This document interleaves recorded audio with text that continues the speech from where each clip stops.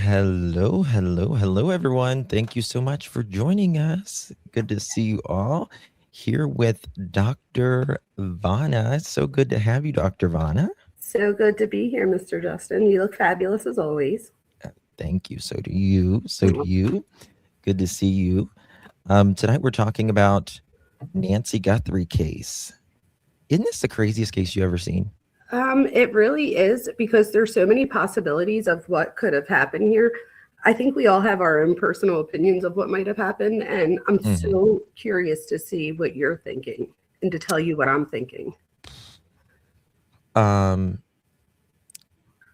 okay. First of all, like I really try to be very understanding and supportive with law enforcement. But in this case, this sheriff has set me back a little. Pride. Back a little. I feel like when it comes to the FBI, there's like a lot too much pride going on here. I feel like in this case specifically, because there's so many eyes looking, that he should have been more willing to be like, help someone help. Yeah. I feel like there's a lot of pride and all of that. But I've never seen, I mean, he's been very critical of the FBI in the past. Like I've pulled up videos, and several years ago, he was like, the FBI can say no comment and all this, kind of stuff. But I've never seen a sheriff be so say something and then pull right back on it. Right. Yes. Sometimes it's better. You don't have to comment on everything. No, that's so true. You don't have to comment. No, that's actually a great point. You don't have to comment on everything. So whether, I don't know if he feels the need to comment on it because he wants to make it look like he's the one that has the answers or what that could be. But I feel like when pride comes into it, sometimes pride could be a crutch for insecurity, if that makes sense. Yes. Maybe overcompensating a little bit. Yes. Yeah. I mean, and his brother died the day after Nancy went missing. Wait, what? Yeah, like unexpectedly? I don't know if it was unexpected or not, but so I tried to have like a lot of compassion with that, but also it's okay to step back. And you would think, just in my opinion, you would want the FBI to be like, okay, guys, I'm out right now. Here you go. And I was going to say, not for anything, that would have given him a perfect excuse and opportunity to do so. Like, even if he didn't in the past, to be like, look, I'm going to, something just happened out of my control here. I need the help, all the help I could get. Yes. I did not know that. Yeah. Yeah. His brother died the day after Nancy disappeared. Oh, that's crazy. And we're on a month. We're at a month. And so hard question. Do you think she's still with us? No. I don't either. I look at this. First of all, I was never under the impression that it was a ransom type thing. I agree. Oh, you do? 100%. Oh, I think a lot of people still think it's a ransom type thing, and it's not fitting for me. And they wouldn't have made like multiple dates, like do it by this date and then do it by that date, like. And they wouldn't have called Harvey. What's that? They wouldn't have called Harvey from TMZ. Like, wouldn't they have tried to get in touch with like law enforcement or the family or? So think of it this way. This is the way my mind goes. If the main purpose is money, meaning a ransom, right? The main purpose is moolah. Don't you leave a letter at the place? True.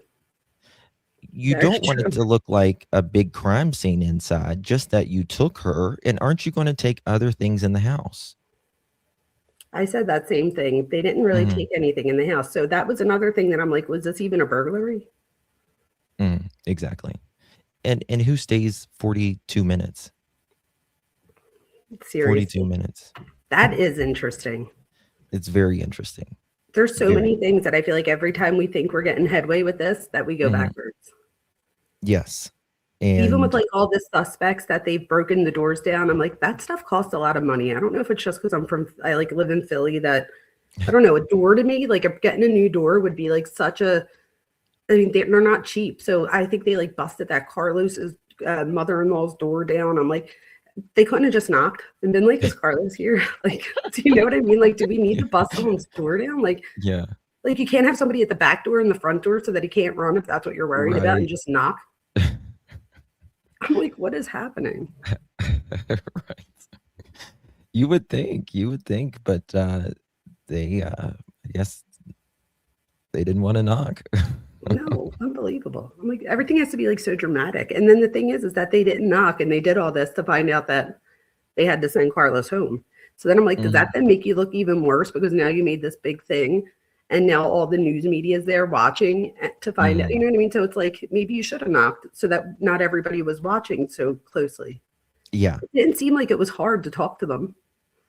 No, he did a sit down interview with the news as well. I think someone I played it in Phoenix. It was a news station in Phoenix. And even that night, the mother-in-law did like a impromptu. So it didn't seem like they had anything to hide. I was just like, I just thought that was a bit much to like break doors down and stuff. Allegedly, Carlos' search warrant included Nancy's meds, and Nancy's medical equipment. Kane, Really? I've not heard that. Wow. That's How would we interesting. know that already? I don't know. I mean, maybe it's a leak or something, but you know, this is the thing that like what it takes to get a search warrant. It's not an easy thing to just go break someone's doors down and go through their stuff. That is true. You have to have You know what I mean? But do they? Do you know what I mean? Like, was this an epic blunder? I think so. And I think Carlos says, because they were asking, like, do you know Nancy? He's like, no, I don't know her. And they're like, well, why? How could you? Whatever. And then he tells us that he delivers packages. I don't know if you remember, but on the very first day, there was like a blue Amazon package out front. There was another package. There was like multiple packages out front. So he could have dropped the package off. Okay. And that's true. But this is where I hear a lot of people saying that, but then I think it like this. A search warrant has to be very specific, right? It has to be very specific. And they're only going, in my opinion, they're only going to do it at a certain time frame. What do you mean by a certain time frame? When the crime could have happened. Gotcha. Okay. You know what I mean? I mean, if he's delivering packages at 9 a.m., why would that, when she went missing at 2 a.m., why would they go to him? So I'm thinking that maybe they were just at that point are desperate for any answer. So they were trying to look at anybody that could have possibly been there. That's just the only thing I could guess. Because then I look at it too, and they had 3 suspects that they wound up eventually, moving past. So what did they all 3 of them have in common that they were all able to get a search warrant? And then none of them be the person. So it's like they all had to have something, if that's the case, right, to get a search warrant. But at the same time, it wasn't enough to where it came about to anything. I feel, and this is just my opinion, it's not a fact or anything. I just want to make it clear. My opinion is I think that they will be back at the Land Rover and the last search warrant. In my opinion. The Range Rover? Yeah, the Range Rover. Yeah. So I don't know if you looked, but I did. I used ChatGPT to look at the video of the car, and of course, my dog. Everybody that goes live with me knows that Thor. Every single time I go live, he wants to go. My door's right here. Let him out. You talk to them. Let him out. No worries. Yeah. I'll mute her for a second. Gotta let the doggy out. Who let the dogs? Dr. Vona is so pretty and smart. Yes, she is. Guys, wherever you are, make sure you please hit that thumbs up button. Greatly appreciate every one of you guys being here. If you have not yet subscribed to Dr. Vona, make sure you subscribe to Dr. Vona. You will not be sorry. That is for sure. I appreciate you. No problem. She hosts the Dr. Vona. The mind behind your crime. Yes. And she has done research in psychology, and she is a professor for over 20 years, focused on behavior analysis, personality disorders rather, and forensic psychology. She's a wealth of information. And you So will, thank you. I appreciate you. And same course. thing with Justin, everyone. Hopefully Cup You has already put your oh look, I just looked up and she has. So Cup You will keep putting your link in there too. But what I was saying before was with ChatGPT, I put in like still photos and the video of the car and asked it, because that night a few people were trying to look into, and people were thinking like what it could be. And a lot of people said a Kia Soul. So I asked ChatGPT, and I did it like different times. I didn't just ask one, like I did it again later, and they all said no to the Kia Soul. So I was trying to figure out what cars could fit, and one of them looks like a Range Rover Sport, like the sport version. I forget the model, but it sure does. It like fit right over it. It sure does. Now, from like, I was highly interested in that the other day because I thought, why did Fox News speak about this? But they have allegedly said, the news has came out and said that it's just not related, that video there. But I'm, like the first, the only Range Rover that we know of that was searched, I just, that was a federal warrant, and I just feel like something's very much there. But I also feel like maybe they went there, in my opinion, to get DNA, to get things from the house so they could test, and it could be a waiting game, potentially. It could be, but don't they still have it in custody, the car? Oh yeah. Like, yeah. So why are they still holding on to it? What do you think? Well, why are they still, the question is, why are they still allegedly holding on to Annie's car? I think that's the car I thought. So wait, they're holding on to more than one car, you think? Yeah, they're holding on to Annie's car, and they are holding on to the Range Rover where the second search warrant that they did. Gotcha. Oh wait, wasn't that the second one? Was that the one like the band player? Or no? Am I mixing them up? No, it wasn't a band player. Yeah, tell me. Can everybody just erase what I just said and listen to Justin, not me on that one? No, you're good. That one is they allegedly worked at like a car dealership, like a little exotic car dealership locally. Gotcha. Okay. That makes sense. Well, I'm glad I cleared that up. I don't want to spread false information. That's like not what I'm about. Well, there's been so much in this case. It's been insanity. But yes, that's, again, the sheriff, he stated, which is to me is very interesting. He said one day that nobody has been cleared, not even the family. Within 24 to 36 hours, he comes out and says, the family is cleared. And then he says the family, and that we're all terrible people for looking into them. Yeah. And then he says the same day, the family is cleared as of now. Yeah, right. What does that mean? Does that mean like as of now, but maybe not tomorrow? Like, I feel like that there's like, yeah, right. Doesn't that sound like it's like loaded? Oh, it's typical, LE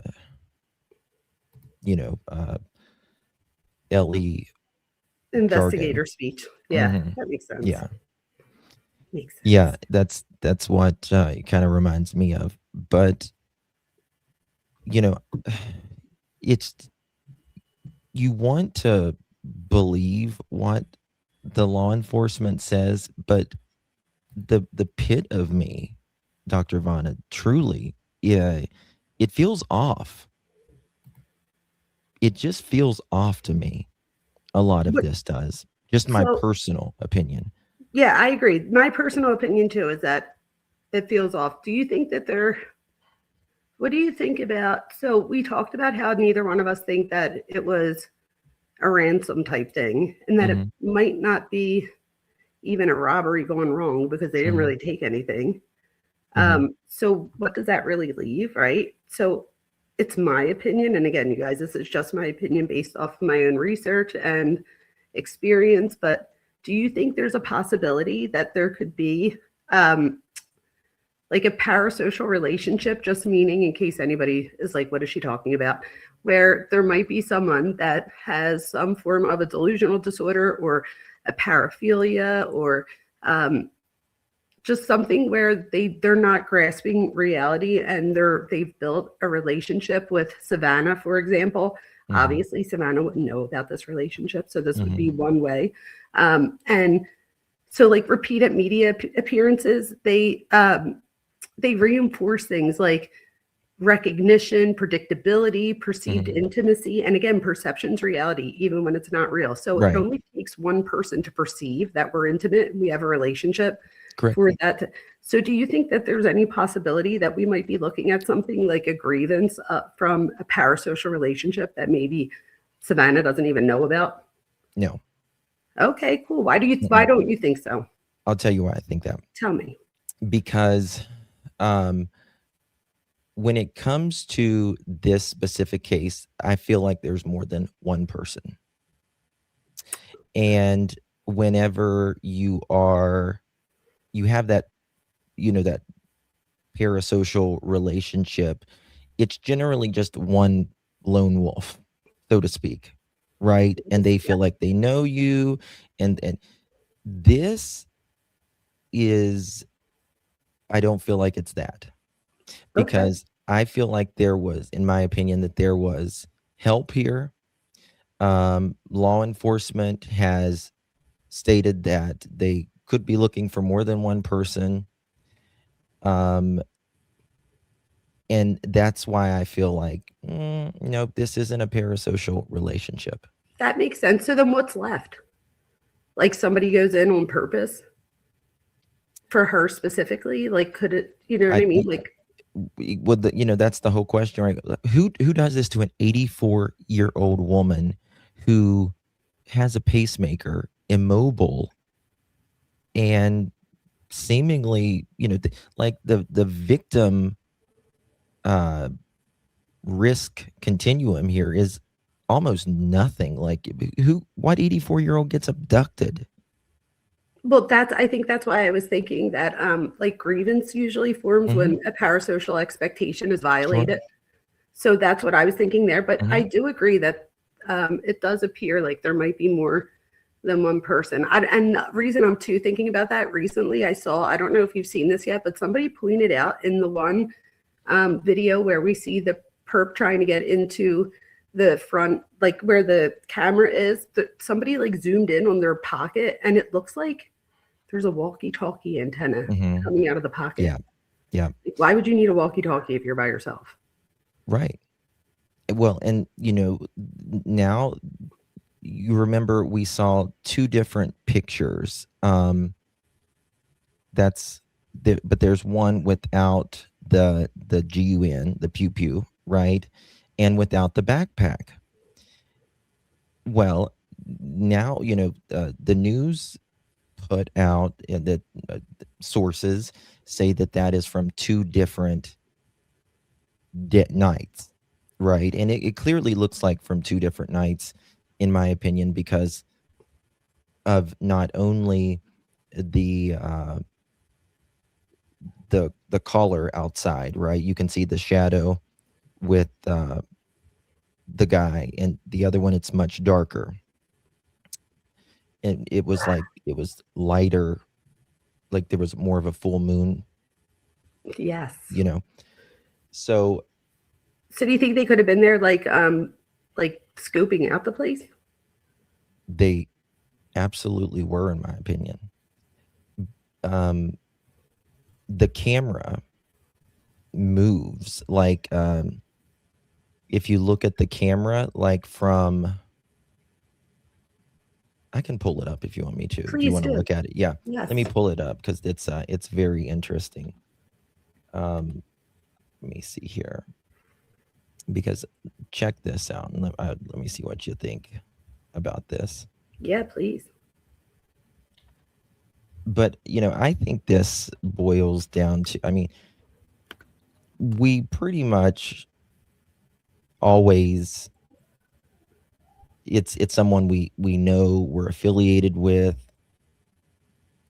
and she knew a lot of people, but there usually has to be emotions behind someone who does something to you, right? That's why we're normally unalived by people that we know. Strangers, unless like you're like a, you Yeah. know what I mean? Or if you were like hired from someone. Yeah, sure. But you wouldn't be there. You wouldn't be there like before, would you? No, this is obviously somebody scoping out the place if it's two separate dates, Yeah. right? Yeah. I'm interested to look at this. Let's see. Okay. All right. So we're going to go to our friend Mob Crew. Mods, please sub up. Oh, I like him. Mob. Yeah. His name's Chris. Really, really good guy. And I talked about this the other night, and I added some things to it. But take a look at this right here. So, 228. Nancy's pick. It's more up here. But when 1 second. Maybe it's right there. But when comparing the still image to the video, we can see that this person is not wearing a backpack, nor the holstered gun. So the big question is, was this the same intruder, taken from the same night? And if so, when was this still image taken? If you look closer, you will notice that the archway and the tile don't quite match up. And no, neither the video or the image has been altered in any way. Okay, you see the difference right here? Yeah, what would be the explanation for that? It's a different angle? Well, you got to remember, a doorbell is fixed. A doorbell's fixed to, okay. And so he's going to show you here about the flooring, how the flooring lines are different. You can clearly see in all of that. Now, I believe this still image likely came first, and here's my theory on why that is. Here is a short video by Megan Kelly, who did an experiment with the same kind of Nest camera. Watch this. Watch. Okay, Megan, I've installed the Nest doorbell camera on our door to the garage here. And what's interesting is it comes with a little tab, just a little flat tab, almost like a tip of a screwdriver, really. And that's how you remove it from the top. So you just push down and it clicks right off. Now notice, when the guy handled the Nest camera, it moved its view ever so slightly. You see that? How it just kind of moved right there? So most, I would say 80, 90% of these doorbells are the rechargeable kind. You have to recharge them every once in a while, right? So just watch. This is important for later. There it goes. So it pulls right off that way, and that's how you take it off to charge it, because it is battery powered. It needs to be charged every so often. Was it still working when he just pulled it off? Oh yeah. It still works. Sure does. It will work until the sensor, like there's movement stops or you're out of the Wi-Fi. Wow. Area. Mm-hmm. And there's no wires here.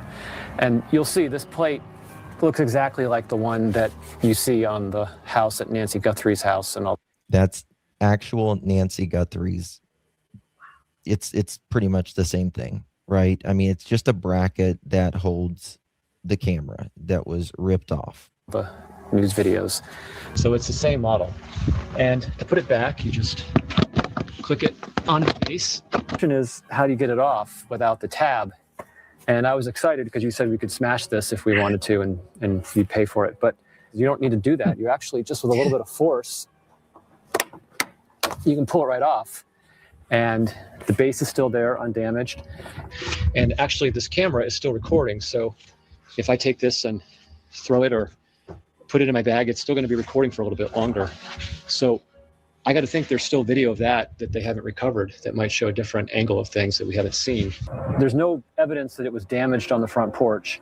So my guess is it was just taken out of Wi-Fi range, and that's why it disconnected. Or they could have turned her Wi-Fi off. But So remember how I mentioned that the still image versus the video seemed off, Okay, watch this. where we can see that the archway and the tile on the floor do not line up, shown here.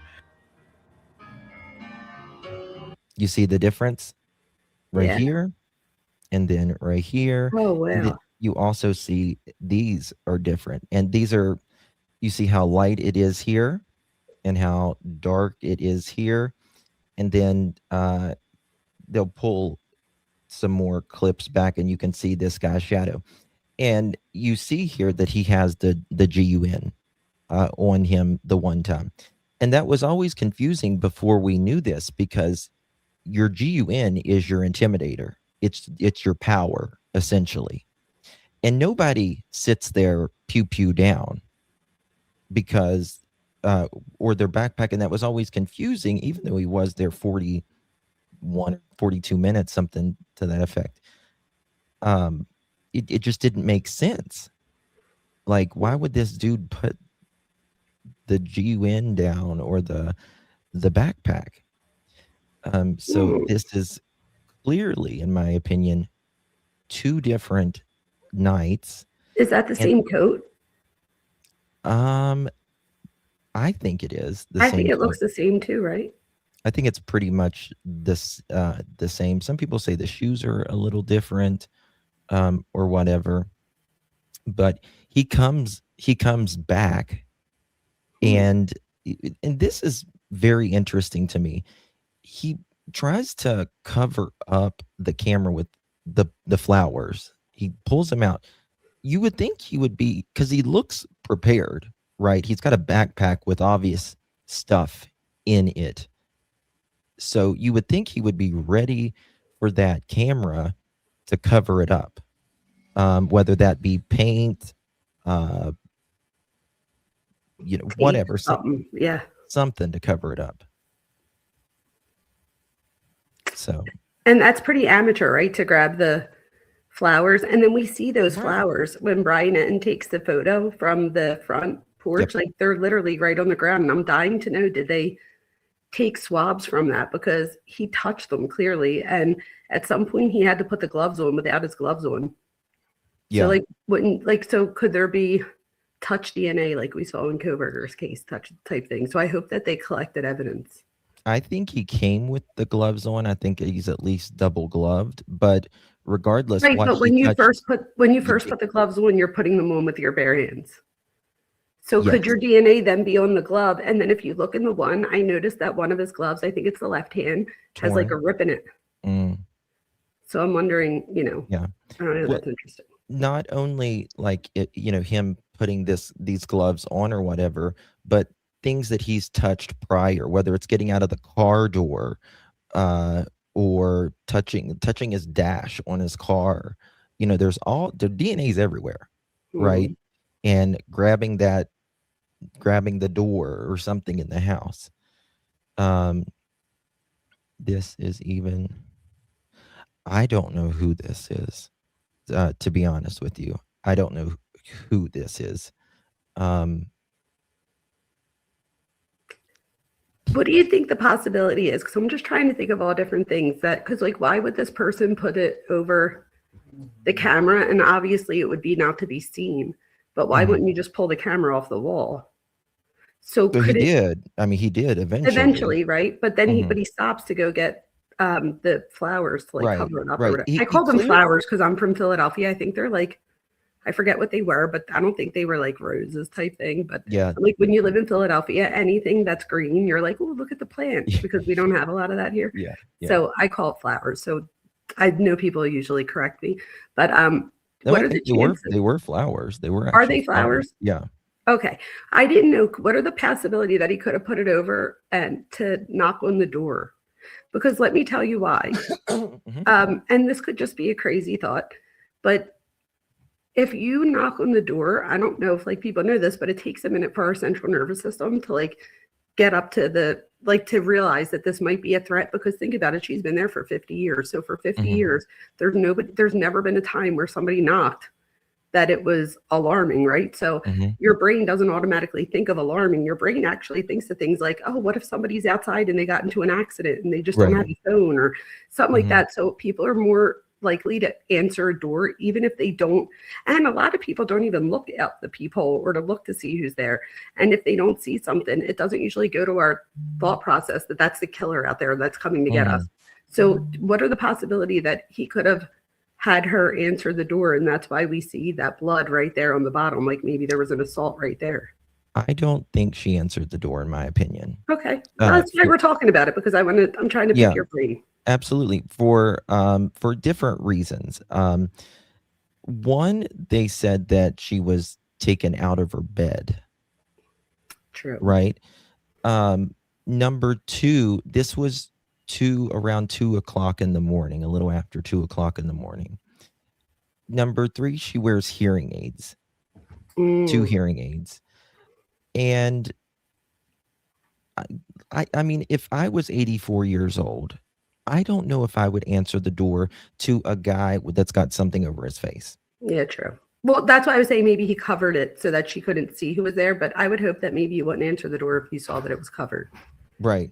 And this should send a signal to her phone that someone's at her door. I wonder if she gets it. I don't know. Because if I she don't wears know. hearing aids, she probably doesn't have them in when she's asleep, right? So Right. who knows So- if she even heard it. I sleep through everything. Yeah.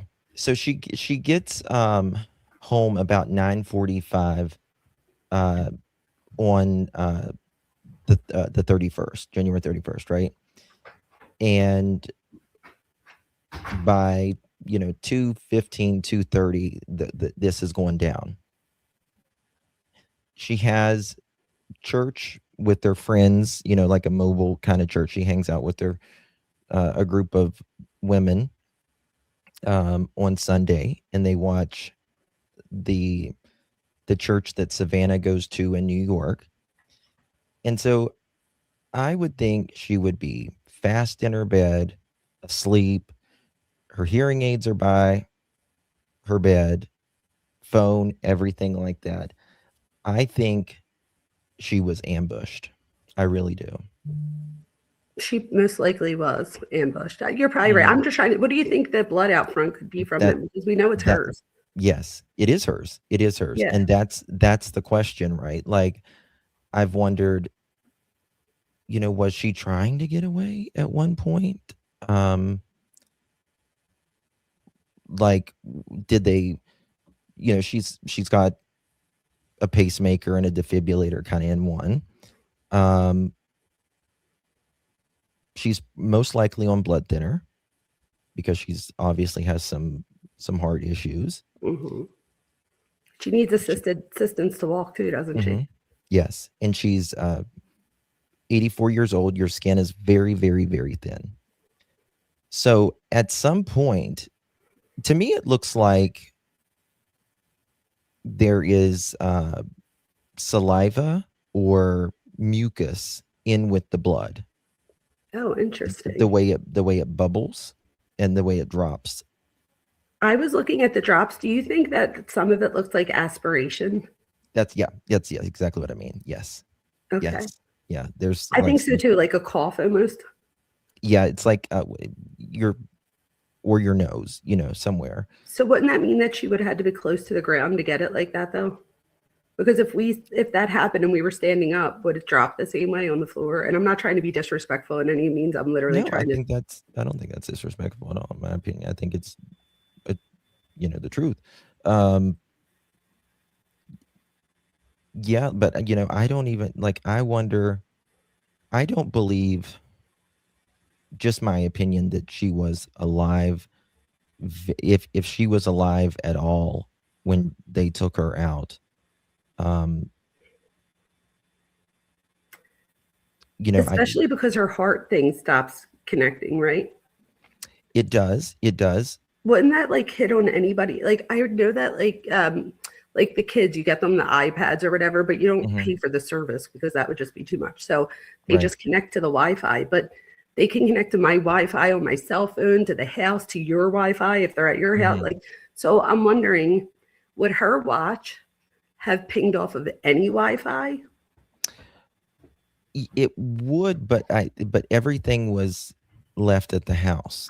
Oh, the watch was left at the house? Yeah, the watch, her phone, all of that. The only thing that was taken that we're aware of, that I'm aware of at least, is the doorbells. Oh, wow. And Nancy. I didn't realize her watch wasn't taken. I don't know why. I just didn't know if it was or wasn't. I wasn't able to find anything. So Right. that's interesting. So if it wasn't.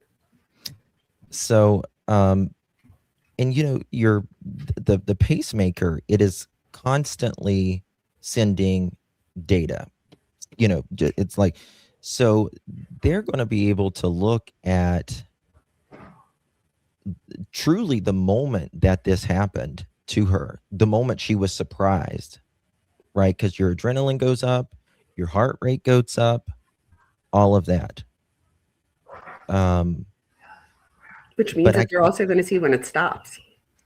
Oh, yeah. Or yeah. if it stops, rather. Well, yeah, that or the phone was turned off and the watch was turned off first. You know what I mean? Oh, I see. So you would have to have one or the other to get the signal. Mhm. Isn't that interesting how they have something so technologically advanced that your pacemaker can send signal to your phone? Mm-hmm. That's amazing. It's amazing. It really is. It really is. Wow. Did her Wi-Fi shake hands with the perp's vehicle, though? Did her Wi-Fi? And that's a really good question. That's a great question. That's a great question, being in Florida. Very good question, right? You would think that they wouldn't have their cell phones on as well. And they've seemed to had a really hard time finding a vehicle. Things have leaked out that they've just had a really, really hard time, especially for the first couple weeks. They were looking for specifics. Do you think that vehicle that they found in the video cam, do you think that could have been anything related? Like the recent video of the car? The one that I said, like, that people are thinking is the Kia Soul. I don't think it is a Kia Soul. No, they said that it wasn't. They came out. For sure, they said this is my other thing. I'm always skeptical because I'm like, how do I know that they're not just saying that? Oh, I agree. You know what I mean? Because I think of and I don't want anybody to come for me with this, but like with Daniel Martel, that whole thing, I'm like, how much do we really know and how much are they just saying stuff? So I think the same thing here too in other cases. Like they probably only tell us so much. I don't know what would be the point of holding back information like that, because unless they would be afraid that they don't have that car yet and that they'd be afraid that somebody would get rid of it in some sense. But I don't know why else they would lie about that. Yeah. Like with that, we don't know if they've done, because there was a couple different cars in that time frame, which was interesting. But, the only vehicles that we know that they have searched like 100% is,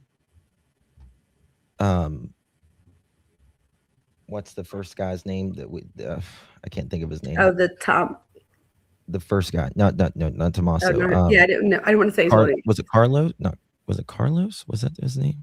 There's Carlos, Tommaso, and Carlos. Yes. So they've searched Carlos. They've searched Tommaso and Annie's. They've searched the other band member who's a teacher. I read a whole thing on him and I felt bad because he had to leave school for a week or so. I mean, he asked the principal to get, the teachers together, and he told them, and apparently the school wound up backing him, and he's back at work now. Oh, wow. Excuse me. But he was one of the few people that they were looking into, and he literally went to the other teachers and was like, look, I'm going to take a few days off because of everything going on, but I did not do anything here. And apparently they all believed him and stood behind him, and now he's back at work already, which is great, because usually we hear like the reverse. We usually hear the person lost their job or whatever. So I thought that that was like a heartwarming story to know that people like had his back. And like even the parents of the students that he teaches were like, there's no way. And, you know, they all welcomed him right back when he came back. So I thought that that was good in that sense. Yeah. And they took Annie's card too, as well. I just remembered that as well. Yeah. Thank you so much, Lindarella. 2 perps probably jump pony wall. That's the wall in the back. Broke in sliding door. 2 left of house, master bedroom. Looks like guy at front was the cleanup crew. Waiting for person. 2 open door, was looking through the glass on side of door. That's very interesting. That's a very interesting point. I do believe, and nobody talks about the sliding glass door. The sliding glass door is going to be the easiest access point. It's going to be the easiest access point. And I would agree with that, Slenderella, that the sliding glass door is most likely if someone went through the back, there could have been someone up front waiting to get in, but you would just think like, why wouldn't they go through the back too as well? But people do weird things and different things, but we don't know exactly how it went. So that's a very interesting point. It is. And if he came there before to like scope the place out, he could have realized that that was probably his best opportunity of getting in. Yeah. I mean, he was clearly scoping the place out. Which right? Then we have to remember, if he was clearly scoping the place out, then it wouldn't be anything where it was like, where somebody went to the wrong house or, this was just a house that they just happened to pick out of the block. Like if they went there already and they cased it out and came back, Yep. then that just says to me that that's purposeful, right? So now that puts us at least in the line of whoever did this went to this house on purpose, maybe not to a certain person on purpose, but at least this particular house on purpose. And why this house and not other houses? Exactly. This, I cannot see this being random. I mean, there's just more convenient places for people to break in.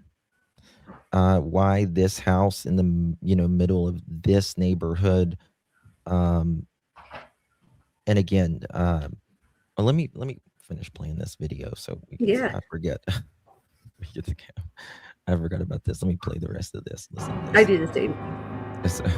I believe the still image came first, and the intruder tried to originally take it off by hand, but was unsuccessful in doing this. But in the process, they changed the direction of the Nest camera ever so slightly, just as seen in the experiment video. You can clearly see that in the still image it is darker and there is no lighting, but in the video we can see the intruder's shadow now, meaning... Okay, you see this shadow here? I do. Yeah, you see... I didn't see that before. No shadow here. It's clearly lighter here, right? Oh, and yeah. look at these lights. You see 4 lights here. You see 3 lights here. Oh, yeah. Right. And you see like an electrical kind of switch right here. You don't see it here. These are not aligned the same. Neither is the arch. You see more plant right through here than you do like right here. I mean, there's like I said the other day, you remember when we were kids, like well, I'm sure they probably still have it for kids, but they almost look the same, but you have to pick out the differences. Love that game. They still have that, like at a lot of our diners. They have like that's the game I play every time. I totally agree with you. Yeah, and that's what it kind of feels like here. So there, and again, this person doesn't have a backpack in this one.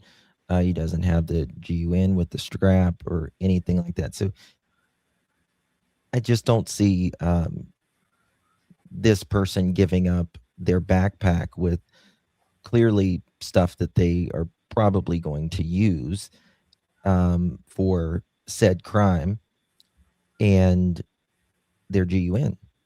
Yeah. So then who has motive to do something like this? Like I would feel like who would benefit from this if they didn't take anything out of the house? Mhm. and it wasn't a grievance thing and it Mhm. wasn't a ransom thing, then that would just say to me that it was purposeful. So then I would think, who would benefit from this? To me, it can only be two things. Go ahead, tell me. I want to hear.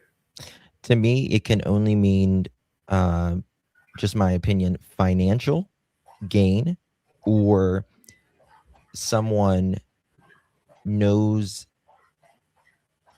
or like Nancy knew something that, that they could possibly put out. They didn't want someone to know. It could hurt them in some way. That's the only two scenarios that I can think of. So money or hurting someone on purpose, is that, I just want to make sure I got it. Well, like, Nancy knows some information that could hurt said person. Like, how So can I? That's Like, interesting that you say that, because I was saying about parasocial relationships and grievance.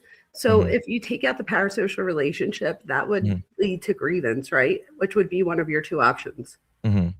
Yeah. Because if you know something that I don't want you to tell, then that's a grievance. I don't want that out there. So that's interesting. And then the other one obviously would be money, right? And then, but who would benefit from money in this situation? You know what I mean? Yeah, or I would say, and it kind of all tie into each other in my opinion, but like, you cut someone off financially or whatever. So revenge again. Yeah, it's kind of revenge. Like, I've helped you for so long, but I can't do it anymore, whether I'm financially strapped or you're just not helping yourself any longer. You got to put your Right, foot which would have down. then triggered it, because we usually see some form of, like, people don't usually just, people have fantasy, or, and fantasy just meaning, there's some people that have like fantasies, like a covert or fantasy, but I just mean like a fantasy where you're like, I hate that person, I want them gone type thing. So in that situation, we see, it's interesting because with grievance, there's usually a precipitating event that usually triggers. Yes. So like you said, somebody could have been like, I'm not giving you anything else, or, you need to help yourself, or whatever the case may be. Who knows what the conversation there is or what the cutoff is, but that would make total sense to me, at least in this situation. Yeah. I can't think of any other reason why someone would be there multiple times. An 84-year-old woman. And I was telling the audience the other day that she's, again, 84 years old, very much not mobile, all of that. If, like, you were breaking in someone's place and you were like, lady, get up, you know how they talk and all that. Like, you're going to have to move at her pace, because, and that, you're going to have patience, because you can't just push an 84-year-old woman. They'll break a hip or something like that. So you're going to have a lot of patience and a lot of care for an 84-year-old woman or man to get them out of the door. She walked with a cane normally anyways. So they had to have either a lot of patience or they had to carry her, whether that be alive or otherwise. Unfortunately, the chances of them having a lot of patience is slim to none, right? And then I try to think about it, and I'm like, who does this to an 84-year-old woman? And it's clearly somebody that's antisocial in some sense. So, and I think about it, and I'm like, nobody that's antisocial is going to think pro-socially enough to make sure that they have her medications, or that they're giving her medications to keep her alive. So I feel like what you're saying, absolutely, but I would assume that the person wasn't patient. I don't know. I could be wrong, but in most robbery situations, or even like, not robbery, but like where somebody goes in somewhere that they're not supposed to be, it's not usually something where they're like, okay, I'll wait for you to move. Now, on the other hand, you could say that they were there for a really long time, But that couldn't that also go to, you know, unfortunately something might happen that they had to now plan for something different. Absolutely. And Absolutely. that would take that long. Yeah, I don't think whoever this person or these people were patient at all. Because I mean, you're going in there with a GUN, and again, the sheriff said in the very beginning that this, I mean, clearly homicide was there on day immediately. Homicide was there. Within minutes, right? Like of when they called. Oh yeah, since they first pretty much discovered it, they called homicide. Yeah, that's good. Which means something was not really good inside. You know, if it there's a difference in again, you saying, "Come on, lady, get in the car, we're going," and writing a ransom letter. And it not looking like a crime scene, but it looking like, hey, I just want some money, and you're going to give me the money if you want your mom back. Everything's going to be as neat as possible, you would think. Maybe not super, but you're going to get her in the car, and you're going to want to keep her alive. So you're going to get that medicine, right? And you're going to write a letter, and you're going to want to get rid of her as soon as possible. Because you're not wanting to babysit or, you know, elderly sit an 84-year-old woman. Again, these people aren't patient. No, I agree. I agree with that. And somebody said psychopathy, that would be antisocial. Just in case anybody isn't aware, that would be antisocial personality. So that's exactly what I would assume here if I had to look at a behavioral type pattern, because I obviously am not diagnosing anybody that I don't know, right? But I can pick out behavioral patterns that I see here. And like we're saying, this person is very unlikely to have had patience. They're also very unlikely to do something pro-social, like take her medicine with them just to make sure that she stays alive. Now, unless there was a ransom of some sort where they needed to keep her alive. But my thing is, why take her, right?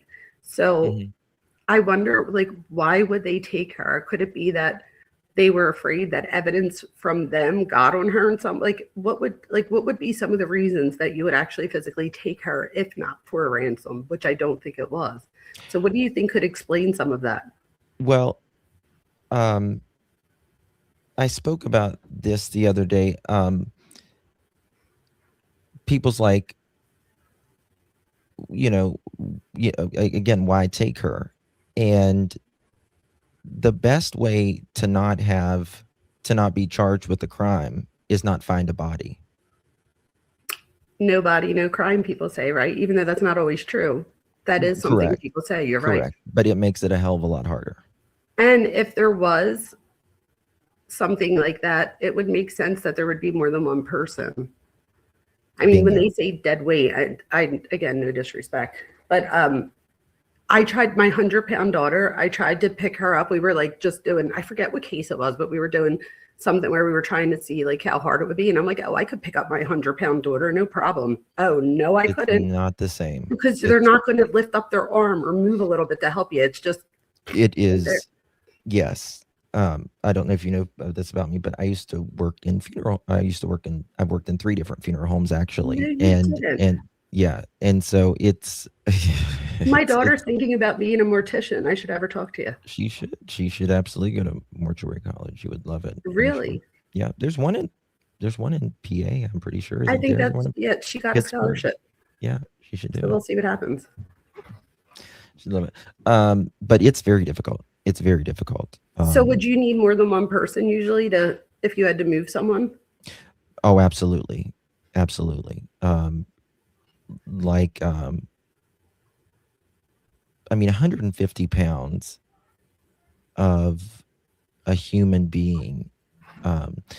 Again, when you say dead weight, you don't necessarily dead, but elderly that's immobile, you know, that's considered dead weight too, because they can't, you know. So yeah, thank you for saying that, because that's definitely what I meant. I meant like but you're right. Somebody might listen to that and be like, dead weight. But that's exactly what I meant though. But I'm assuming. Yeah, I'm exact same. But I'm assuming that you would know now, right? So, and you would think 100 pounds, 150 pounds is like not that much, especially if somebody could lift that much or whatever with weight. But like you said, it's not the same thing. It's completely It's not different. proportionate the same when you have, you know, a 5'5" or 5'10". It's really not that it can't be done, but it's, in my opinion, I would think, remember there's blood at the front and it's droplets. If someone's most likely not going to be carrying someone like from the bedroom to the front, like all the way out into the garage in just one swoop. That's why there's, and just trigger warning, I'm just going to say it. If they're carrying something, it's usually drag marks. That's interesting. Right. So you're not going to be able to really most likely carry that 150 pounds in one swoop. That makes sense. But she also wouldn't aspirate if she was not alive, right? So I'm wondering, how did that blood get out front? Well, you know, it doesn't mean she's, in my opinion at least. Yeah, tell me, because you It doesn't mean she's alive either. Oh. Okay. Could you get an aspiration any other way, or could that just be a different pattern and I'm just seeing it as aspiration, but it's something else? In my opinion, I think there can be trauma or something else. And then if you were carried or even walking, but well, we're talking here, like if you're unalive and you're being carried, your skin is thin or there's trauma and there was breakage of somewhere, whether it's nose bleed or whatever beforehand, it could, in my opinion, drop. It's so sad either way, right? It's not bleeding after death. I saw that it's not bleeding after death because if your heart's not pumping, it's not pushing out. But if you were before and you're being carried out, it's hard to say on here yet. No, I think I'm following. I think my big thing would be the aspiration one, but I'm not I'm not what's his name, Joseph Scott Morgan. So yeah. I don't know that I really would even know to say. I'm the psychology person, but right. If there's another way to get that other than just like coughing or aspirating in some way, then that's interesting, because we see that it's out there. There's also blood in the house, isn't there? I don't want to, like, I have heard both things, that there was blood in the house and then there's not in the house. So I don't really know. I thought they said there was blood in the house. Well, that's what I've always heard too, but I've recently saw reporting that there was not blood in the house. Oh, that's interesting. So, I mean, there's clearly some DNA of some other individual mixed in the house with whatever kind of, you know, DNA it comes from, whether it's. Oh, I see what you're saying. So you're saying that they could have still found DNA in the house. We just don't necessarily know. They did find DNA in the house. We right, just don't know and I could just be thinking you're somebody else, that they mean blood, and it could be any type of. I get it. Yeah. That makes sense. Yeah. Let me thank a few people. Kenshi, thank you so much for gifting a pearl necklace. Really do appreciate you, my friend. Thank you so much. Portia, thank you so much. Appreciate you, love. Thank you so much for your support. Sonia, are the lights in the back from a car? A lot of people ask that, and I'm not convinced. I mean, I believe that there was a vehicle here, clearly, because I don't believe an 84-year-old woman is, you know, walking out to the desert with a cane. Clearly, there had to be some vehicle, or you could even say, or it had to be someone close, even in the neighborhood, right? I mean, whatever. But again, I don't see her walking. even to a neighbor's house, or anything like that. Like I think there had to be some sort of vehicle, and they're clearly looking at vehicles, right? Annie's car hasn't been allegedly given back. This Range Rover hasn't allegedly been given back. All of that. So, but in this video, some people think that there's a car, and we'll play that in a second. But I don't see it. My opinion. No, I didn't see that. Yes. Well, Can you thank you. please sub up to Dr. Vona? We are at 4.9K and trying so hard to hit 5,000. This could be the night. Guys, let's get Dr. Vona to 5,000 and then some. I Make would sure die. you sub up to Dr. Vona. You will not regret it. I promise you. She's got all the insight on all the psychological stuff. And same to Clutch Them Pearls. We love you over at my channel. Well, likewise. Like I said, it's very odd that you have all your mods that are in agreement that not you personally, that somebody is, that they love them, and everybody was like, yes, you're going live with Justin. Oh, that's sweet. Thank you, mods. Appreciate you. And Catherine, thank you so much. We sub first timers. Interesting talk. Best. Oh, thank you so much, Catherine. Thank you. Sweet. Thank you so much. Appreciate you, friend. Mods, continually please drop that link for Dr. Vona. And make sure you do it in both chats, mods. Don't forget that, please. Oh yeah, same with you, Cuff You. I know that I have other mods here, but for some reason I always say Cuff You. But same Truth or Harlot. I love you guys. You're all the best. Yes. Okay. All right. Let me. There's some almost done here. Let me just edit this right here. Of light source coming from outside the front porch.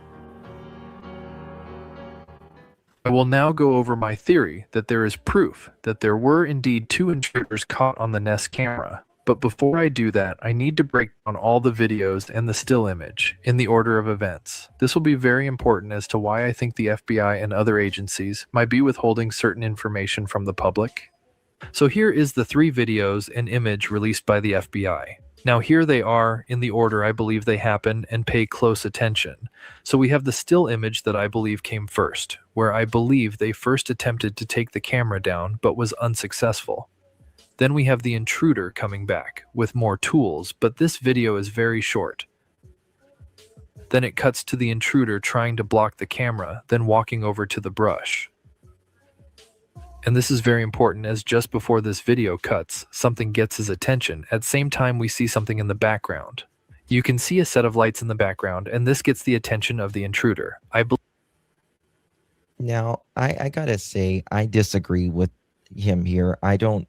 It is interesting how he looks back and stuff, but I just don't feel like he's talking to anyone or looking at. I think he's checking his whereabouts, but I don't feel like this is a car. Just my personal opinion on that. He could have even heard an animal coming by and just look back to see. Yeah, I mean, there's a lot of those. Still a good theory, right? Those pigs and stuff. There's like these wild little pigs out there, and they're all throughout the neighborhoods and stuff. What? It's the funniest thing. Oh my God. In Philadelphia, we have our bees are even tiny. We don't have animals. It's the craziest thing. Unless of course you have a dog or a cat. You would never see a monkey there. Nobody has a monkey here. So you would be, it's amazing. Oh my goodness. How is your monkey? Good. She's good. She's a mess. For those of you that don't know, Justin has a real monkey. Yeah. Her name's Pearl. Remy Pearl. But I don't. What is your thoughts on this? Do you think? Well, look in the other view, or is that the same? Is that the same video right there, side by side? Yeah, it's just different, filters. I don't know. I feel like that light is so small because if you look at the other lights to the left, they're so much brighter. If you were going to look at a light, why not that? Mm-hmm. Yeah, I think he's probably checking his surroundings. I agree. I agree. I believe this could have been a signal to a second intruder. Now notice that this video ends just as the intruder looks over at something or someone. It then cuts to the intruder using the brush to block the camera, but why? Why did the video cut there? Was this all they could retrieve, or did the FBI make a cut there on purpose? So in the final video, we can see that the intruder is now using the brush to block the camera. But why not use your hand like before, or even your body? I believe there was a cut from the second video to this one on purpose, and I will show you the evidence that, in my opinion, shows a second intruder next to the first one.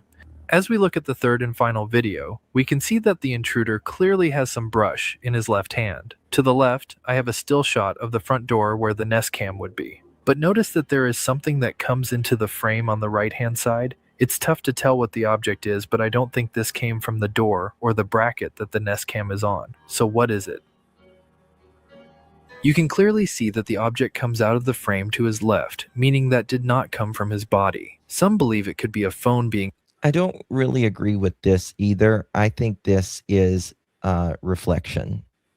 Well, okay, because he has the reflectors on his backpack Yes, too, right? yes, yeah. Is he trying to say somebody's handing him something? Is that what I'm getting here? I think that's what he's thinking there, but I'm not sure I agree with that. I think this is because it's night vision, everything glows to the fullest extent. Like, in another case, I was looking at these cameras with night vision, and this guy puts a Nest Cam in, like one of those those sheds that you see like along the road, and they put them in their backyard or whatever. It has no windows in it, and he just closes the door, but there's this little crack of light, and the night vision works so good. Even it just looked like it was daytime, but it was black and white. Obviously, it works so good, the night vision, and anything that has any light whatsoever, it just pops. That's interesting. Does it have audio too? Do we know? Most of them do, yeah. Because I wonder how we were saying if it still works after they take it off the wall. Mm-hmm. Could it have picked up anything they were saying? But then I think about it and I'm like, how much could it have picked up though if they still don't know who it is? But maybe, I guess, saying something doesn't necessarily mean that it's gonna. Well, I mean, the thing about it was, she didn't have a subscription, right? And the camera was gone, so they got this footage from, like, what's the word I'm looking for? Like the metadata that was just out there in the internet space. So they're lucky they got the video. Oh God, yeah. But I believe they have more, or they will get more. Certainly, I think that they'll find more. It's just taking time. But remember, Brian, we're a month now, but Brian Koberger, how long did it take? 40 some days. Yeah, it was like 6 or 7 weeks, right? Mm-hmm. That is true. And they were looking for the genetic DNA, and I think that's what they're doing here too, right? I think it didn't hit in CODIS. Yeah. Well, they didn't have enough to put it in CODIS. I'm glad that you said that, because from what I read, I thought that they didn't get a hit. So that would be interesting, because that doesn't mean that the person's not necessarily a criminal then. Correct. They didn't have enough of that DNA, allegedly. Oh, wow. And again, the sheriff blundered. Not to say that this lab in Florida is a great lab, but they said it could, whatever they're doing now, it could take up, the sheriff said it could take up to a year. It's not going to take a year. But they should have just sent that to Quantico, the FBI. And they could have done a hell of a lot quicker and probably more. So he sent it to his own lab, I guess, right? Yeah, he sent it to. I don't get it.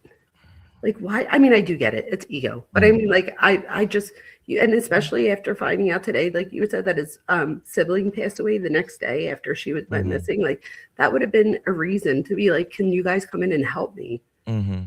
And he doesn't, which just, I feel like that then just, it hurts the case. It hurts the chances of finding the victim. It hurts all the things, all the family members, the people that live in the neighborhood. Like, there's just a domino effect that I don't think people always consider when they make decisions. One thing I've noticed about this case is law enforcement generally doesn't criticize one another. As you know, like if you have like retired law enforcement on here, and there's a lot of different channels with like retired law enforcement and all that, they don't generally criticize. They are criticizing this guy, the sheriff. They That's interesting. all are, almost. And that's something I'm like, wow. I generally, because I understand it's easier for us to say, oh, well, they should have done this. Oh, well, they should have done that. You know what I mean? When you're not in the situation. I agree with that. So I get there's a lot of criticism a lot of times that it just people bitch. I get that. You know what I mean? But I mean, there is just clearly a lot of errors. And I saw a video today. It was a law enforcement officer. It was like, I think it was like 12 things that was a blunder in this case. They did like the top 12 in their opinion. And like, that's a lot. You know? That's a lot. That's a whole lot. It's not like the top 3 things. Right. Not even the top 10, like top 12. That's a lot.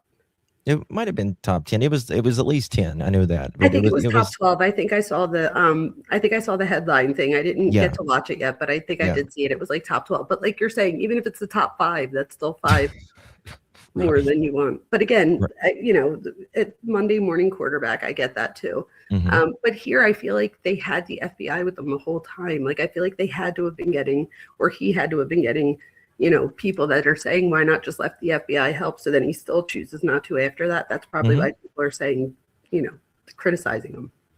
I agree. Like had he done the same things here, but he had the FBI involved, I don't think there would have been as much criticism because people would have just said, you know, well, at least he asked the FBI for help.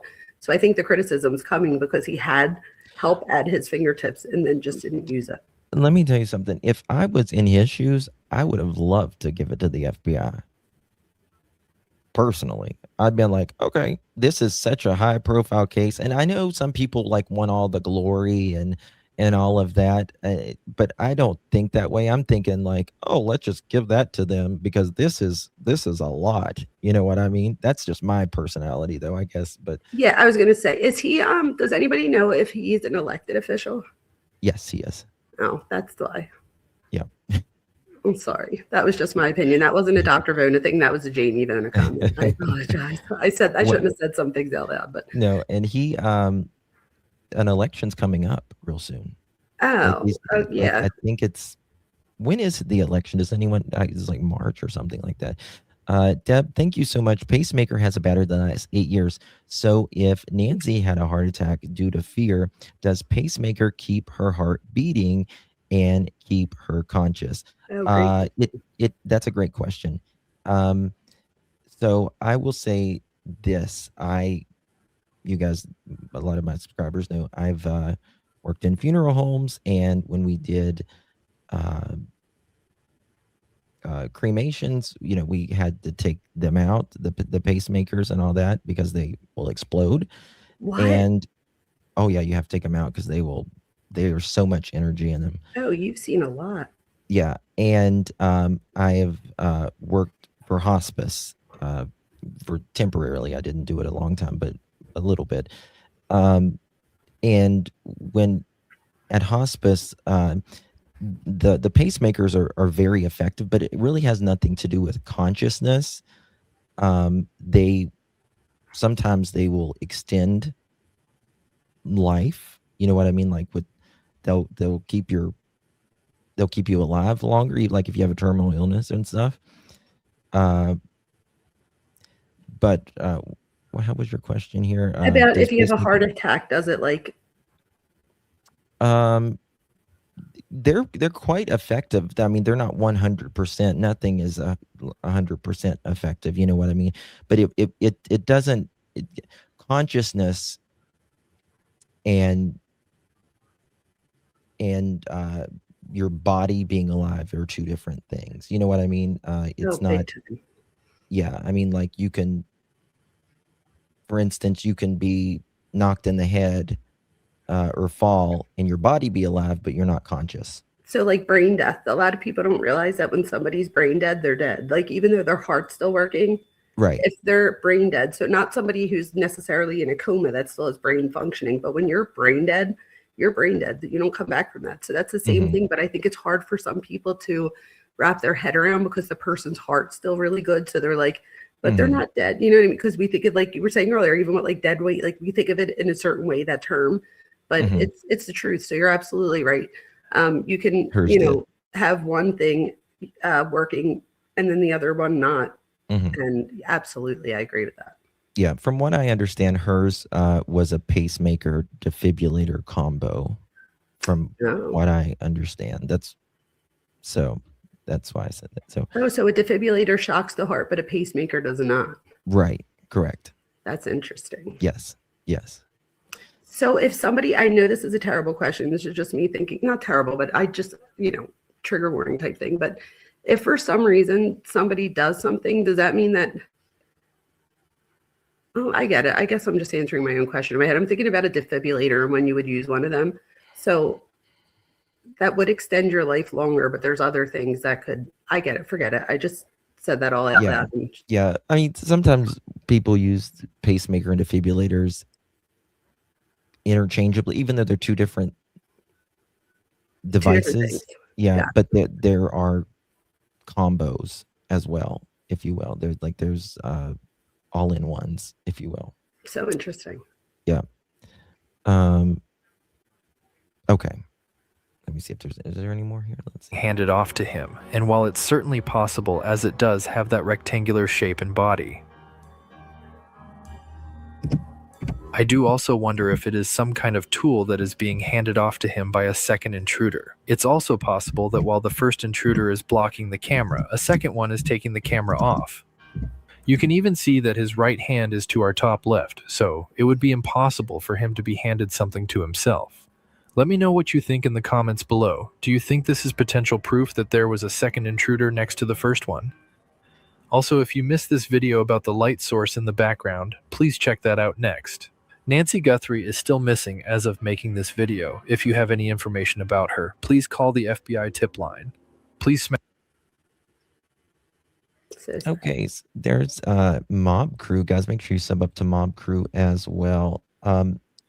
What I think that the specifically the first part of the video is very interesting, how it doesn't align and how it was there at two different times. But I'm not sure I agree with the second part. But again, yeah, and once you said that too, when they showed the very last part there, you could see the glowing off of the backpack, and you can almost like line it up, if you will, with your eyes, that it would go right there. Yeah. Hey Jen, good to see you.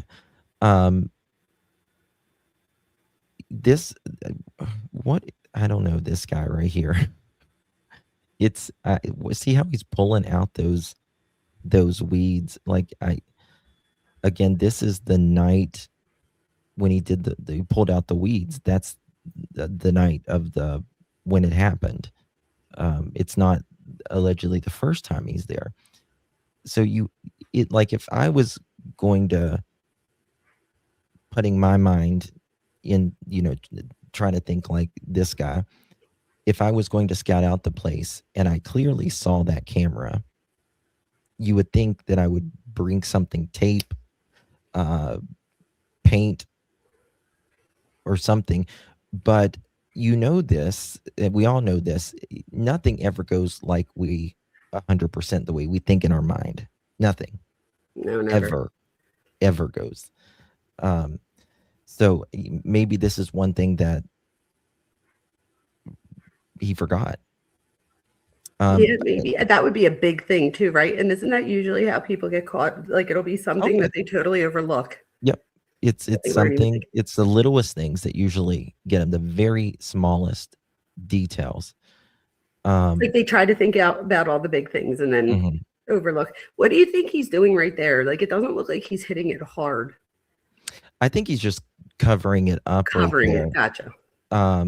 In my opinion. But I also think, he does those, he covers them up with plants and then he's just like, oh, screw it, I'm just going to yank it out. And in the backyard, the light is out at the door, but there's other cameras on this property. You know, in I call it the mother-in-law house, the little house beside of her. There's cameras there, and hopefully they can get some of that, or they have some of that footage. Was the camera on like top of the house? Was that working? I don't know. That's they went there, and several days later, I might add, and looked at that camera and all of that. I think it's So- interesting too, right? Because they're only showing us what they want us to see. There's got to be so much more that we don't see. But then it's like, how close are they to catching someone? And they're not, right? So how much more can they have that really is going to add to it if they still aren't sure who it could be? Mm-hmm. Yeah. And this guy, like I've always said, the feeling that I get from this person, he's got big eyes, right? He appears to have big eyes. He's got, again, I don't know if these were all of his eyebrows or if this is just like a shadow. I think some I of it feel is like his it is eyebrows. his eyebrows. Yeah, I do too, but I also like, you know, where it ends, I feel like it could be some shadowing as well. But I feel like this guy, I always put him in a box, this is just in my mind, my opinion, of he's the type that takes good care of himself. He wears the buckle jeans, he wears a clean shirt, he wears a lot of cologne, and he has two ice Two earrings. That's earrings. so funny. That's I just so say it. you know the guy I'm talking about. I do. And I think it knows has this to do guy. with the fact that his eyebrows are so manicured. Yeah, and just the way he dresses as well. Like it's not. There's no. It's just a neat appearance. There's no. This isn't, in my opinion, a homeless person. He's clearly clean. He doesn't very neat. All of that. He's a little. It's funny you say this because in one of my videos I was talking about how I noticed that his backpack is like, and I don't know if I just noticed this because I teach at university, but it looks like when you tighten it real good, it's like not saggy. It's very Mhm. on his back. So it's like Mhm. almost as if you put it on and then tighten the straps Right. to make sure that it was uptight. Yeah. Which would be interesting because that would go along with the type of person that you're Yeah. describing. Yeah. That's just kind of the feeling that I get with this guy. Oh yeah. You know what I mean? He's kind of thick in the butt and the thighs area as well. You know what I mean? And to me, that's like, guys, we usually carry it in our belly. Women carry it in their butts. You know what I mean? And so I don't think they said he's like anywhere from 5'8" to 5'10" ish. So I think he's just an average Oh, height, yeah. you know, but he's, Do you think I it's think- a guy for oh sure? yeah, I do too. 1000%. I mean, I It is. don't, it's very, this, I think it's very rare for a female to do something this aggressive like this. That's, Especially to an old woman for no reason. yeah. And what I mean by no reason, I mean like there's no imminent threat or something to your kids or something like that. Because that's usually the only time women would do something in this sense is if somebody's like threatening their children or them. So that's what I meant by imminent threat. Yeah. A lot of people ask that, where's the data and the timestamps for this? It's not there because this was technically lost. You know what I mean? It's technically lost, and I think some private, I don't know if it was with someone with Google or used to work for Google, they got this for law enforcement, from what I understand, or something So interesting. to that effect. Do you think this case is going to go like cold? I hate to say that, but No. Mm-mm. oh, good. That's good. I don't think so. I hope not. I don't think it's going to go cold at all. Yeah, I hope not. we're 30 days today, right? Today's the 1st, so 30 days today. I still think we've got some time. Oh wait, we need 5,000.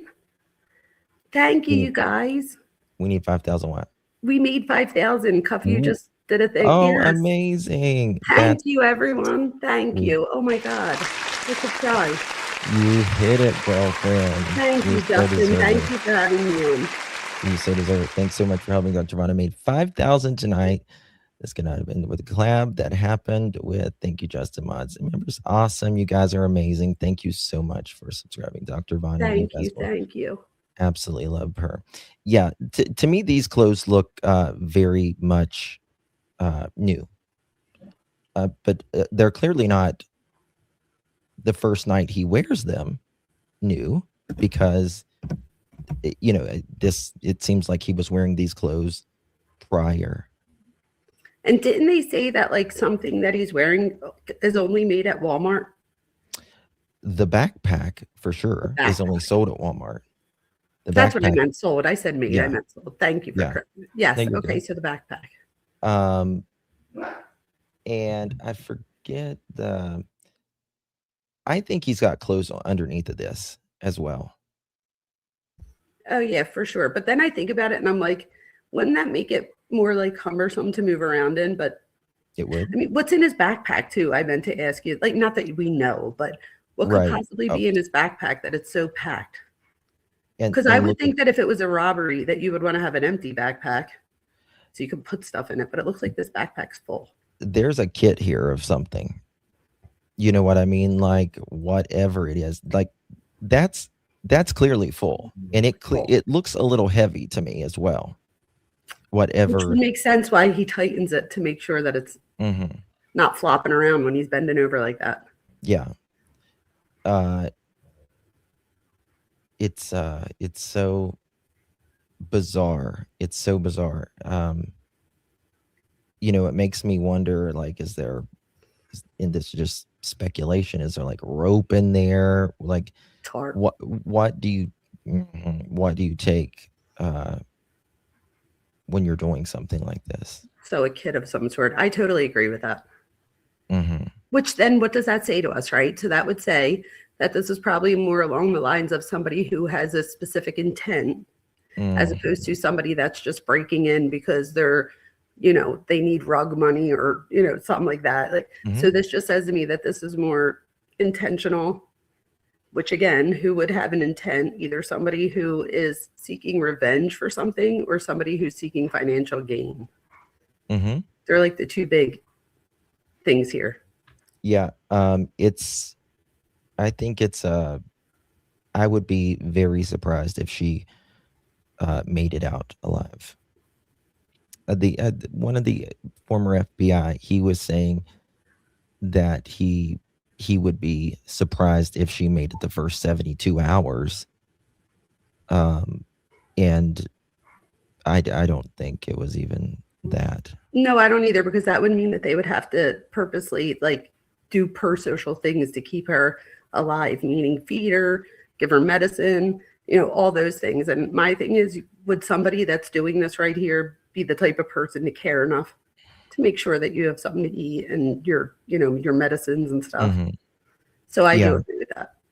And, my hope, because I just try to think of, it's got to be so scary. Being an 84-year-old woman or human being at all, just by yourself, in the middle of the night. In the house that you've lived at for 50 years and raised your family. Right.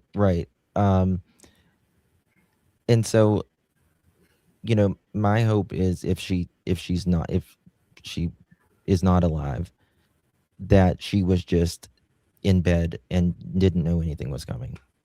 I agree. And somebody made a good point in the comments too, that if he was planning to go get her and bring stuff for her to last for a while, he wouldn't have had all that stuff in the backpack. He would have needed space to bring whatever he needed to care for her. So I don't think that unfortunately, I think she's passed. And I hope to God that she did not have like days of being terrified. To me, that just makes it even worse. Like, Yeah. I'm just putting myself in those shoes. Like, I think I'd rather just have been gone right from the beginning than stay alive for a week, maybe. Or I'm just making up that number, but to stay alive for days. And then, so I just hope to God that she didn't suffer. Me too. She had to have been scared, right? I couldn't imagine. That's horrifying to even think of. And then her kids to even think of. And I'm sure Savannah, especially, even if this, has nothing to do with a parasocial relationship and things like that, I'm sure she's probably wondering if her being on TV has anything to do with this. Like, I know that they went, and again, in my opinion, has nothing to do with this. She would know nothing of this, but could going back to her hometown, I wonder if that, I know she went back to her hometown like a month or two. They did like a Good Morning America episode on it where she goes back to her hometown and stuff. I wonder if anybody watched that and like, I don't know, had some kind of, like, maybe they didn't know that this was the mom of Savannah Guthrie, who maybe, I don't know. There's so many things that are going through my head. And then, like we said, if they were already here once and now they're coming back, then it wasn't just a random house that they chose. Yeah.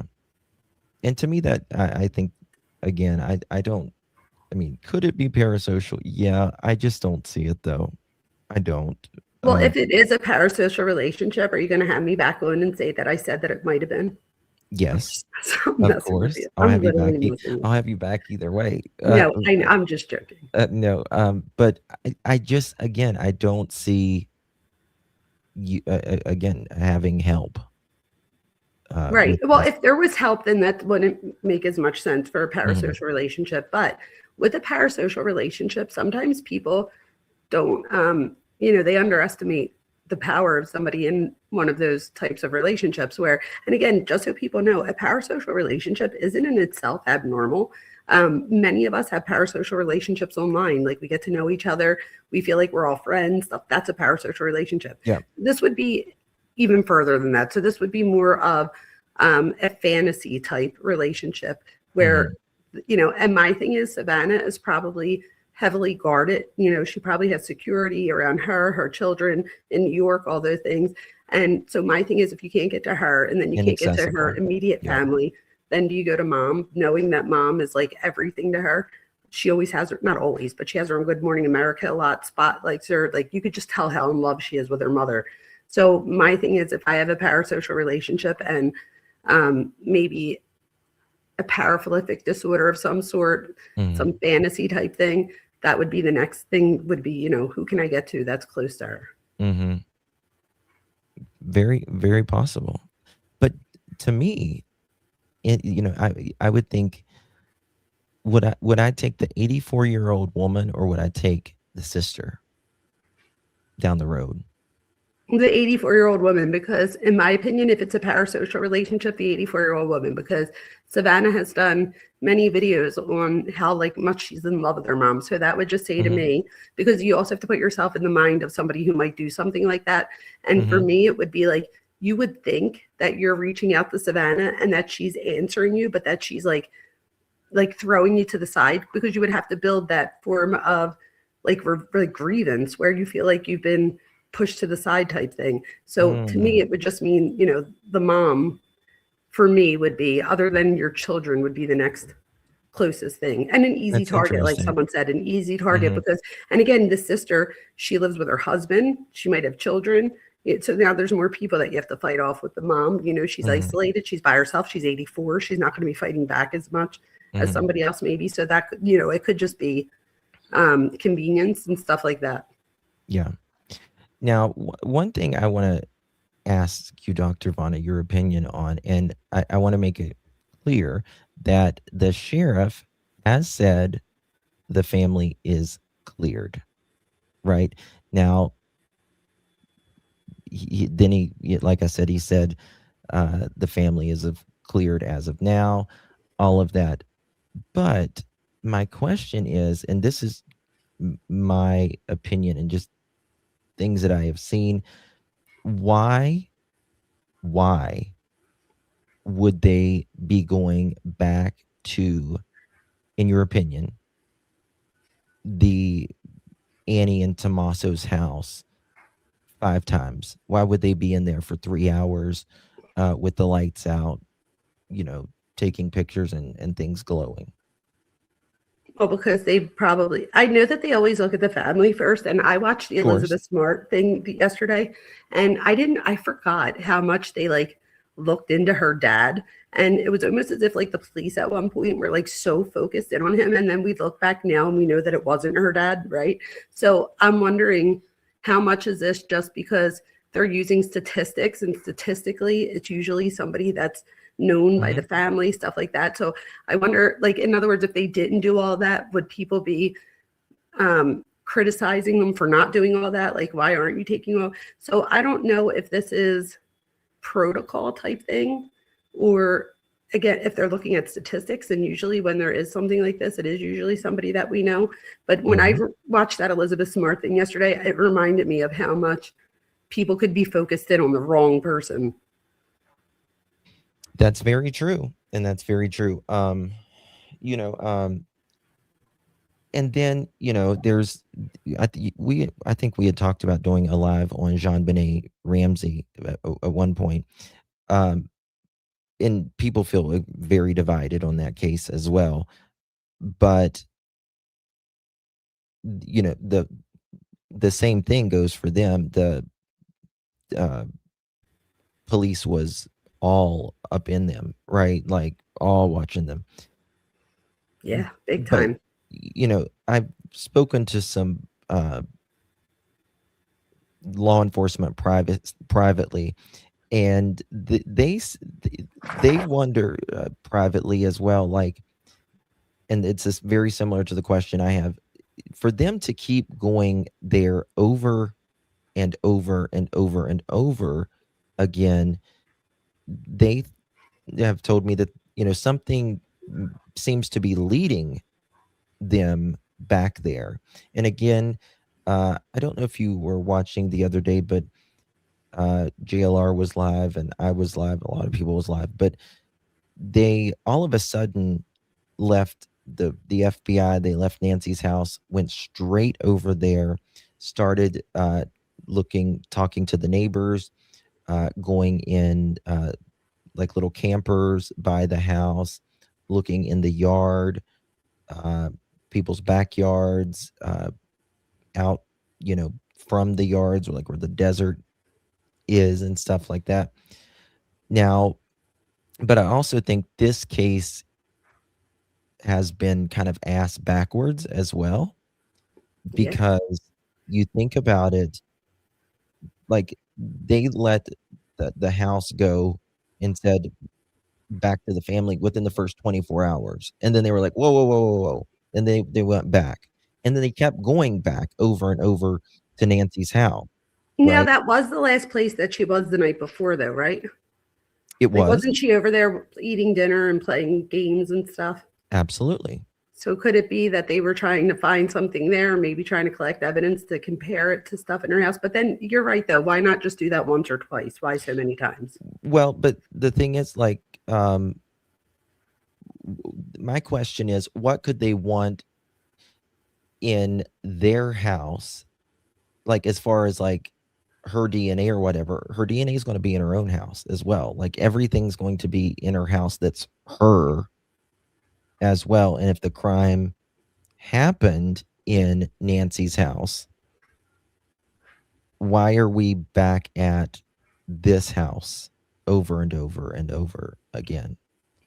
I don't know, but we do know that Ashley Banfield was given a tip. And again, we don't know if it's real or not. And I feel bad now because I'm like, I know that she and she keeps doubling down, I think, like, right? I mean, from the last that I've heard, I haven't watched her in like a week or so I'd have to watch again. But she's the one that originally puts out there about the suspicion of the brother-in-law, right? So she like swore, even after they said that they were clear, that she was going with the guy that her person, because she said like he has no reason. So I don't know. I guess we would then have to, trust Ashley Banfield. And I don't think that if she's wrong that she did that on purpose, but I feel like she really believes or believed when she was, giving people the news that there might be something that goes back to that house.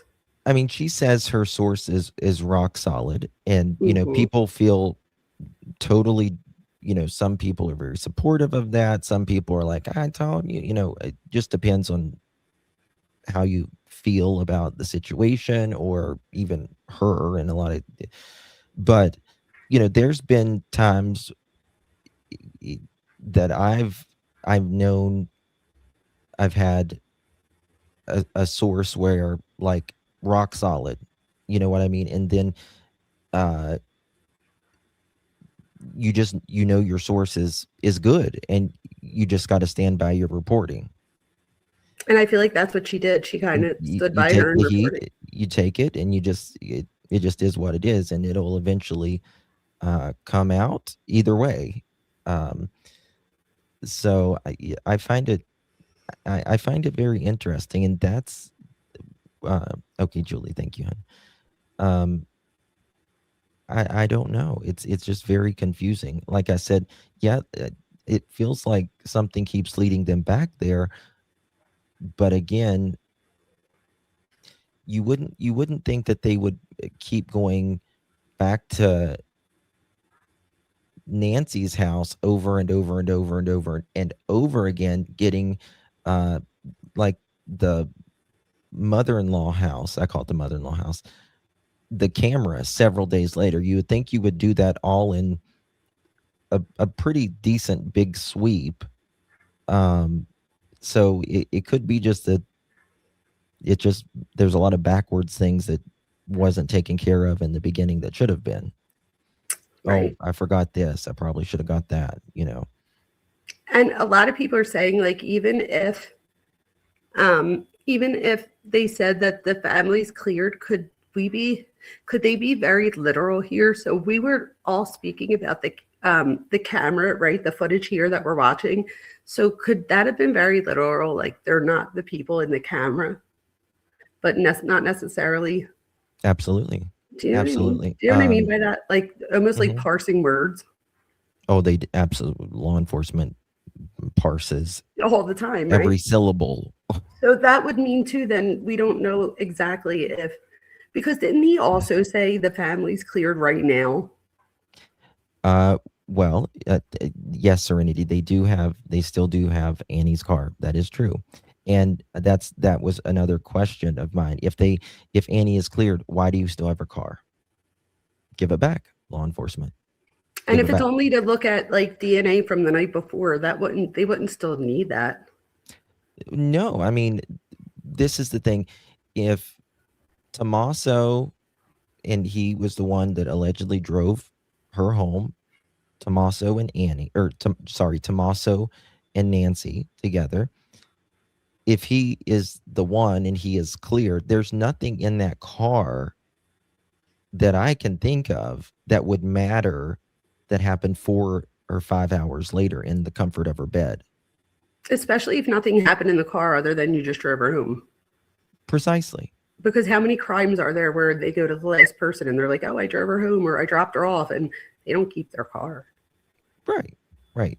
And they cleared the Uber driver really quick. And they didn't take his car. Right. That's interesting. You're right. Mm-hmm. So does anybody know? I don't know if anybody here can answer this, but I think we need to look out for this. So I did see somebody say follow the money, right? And that is a saying for a reason. So I would wonder if I had to look into this more or ask more questions. I would want to know more about Nancy's, if it's not a parasocial revenge thing, I would want to know more about her finances, as far as who's her power of attorney, who's her, all the things that you pick for people to help, who's on her will, does she have life insurance? All the things that we look at in other cases. Mm-hmm. I'm hoping that they're also following up on those things because, and again, this isn't to blame anybody, but just to follow or to cover all of your bases. Yeah, they would have to. I wonder what they're going to find with that. That's one of the first things you would think that hopefully that they would do. But as far as the power of attorney, we don't know with Nancy, who was the power of attorney that I'm aware of. But one thing, her house has been refinanced 3 or 4 times. Has it? Yes. And that is something that it just seems odd to me. But you don't know someone's financial situation either. You know what I mean? Or how they manage their money or whatever. Like, I just find that, like, so when you look at, if you look at, how they say celebrity net worth and all that. So like Savannah's net worth, she's in the millions. Her brother Cameron, he's like a pilot now or something. He was in the military and all that. He's I think he was worth like allegedly like $2 million. I have the wrong job, Justin. Yeah, right. Then I think they said Nancy was allegedly worth like 1 or 2 million, and then allegedly Tommaso and Annie, they were worth like 700,000. So there's a big gap, allegedly. But again, that doesn't equal doing something to someone. It's just a note. No, and somebody made an important comment. I think, like, I know even I'm one of 4 siblings, and we're all different ages. So I know that, my mom and dad tried to help us all with whatever they could at the time, and depending on who needed it the most at the time type thing. Sure. So somebody said, could any of the refinances have been to help any of the kids? And that would just be interesting if that were the case. Yeah. And I mean, it doesn't really mean anything, but it just would be interesting. No, but you think about this. You just said, like your parents would help the one who needed it the most at the time. There's a saying, a parent is only as happy as their unhappiest child. So true. Yeah, so true. So true. And sometimes, again, this is just, I'm not saying it necessarily in this case. I'm just saying that these things can happen. Sometimes if there is like some of the siblings are more successful than maybe one of the other kids, like let's say there's 4 kids and 3 of them are deemed successful as far as the world sees them. You know what I mean? Like their career or their financial or whatever. And then one of them didn't take that path. And then like the family member or the mother or the father or the whatever, they will help out the one that's needed the most. Right. I mean, but you don't, sometimes there's embarrassment, like, don't tell my sister, don't tell my brother. Right. And that also, so this is where I have a specialization in marriage and family therapy. So in that case, that's not only the truth, but you could also then have resentments, because when it comes to sibling rivalries, and this is just in general, not this case specifically, but just in general, there tend to be issues when we feel like one of the siblings gets more attention and or resources from the parent.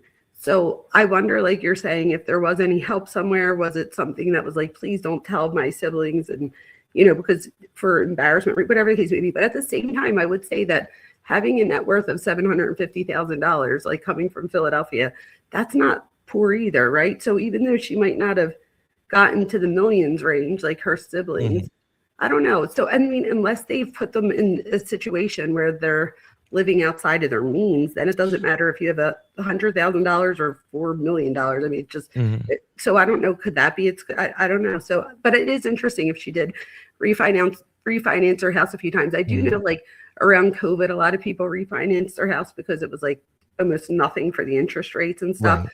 But you would think that if she was there for 50 years, most of us get a 30-year mortgage, right? So I wonder, was her house ever paid off at some point? And then, so I'm just wondering, because there would be a reason why you would take out a mortgage on your home after that. Right. Yeah, that really makes you wonder about now. It's one thing that is very interesting as well. I've got the documents. Tommaso and Annie bought two houses, in May or June of 2025, like 2 weeks apart. What? From maybe it was just Annie, if I remember correctly. I don't have it in front of me right now, but maybe the chat knows.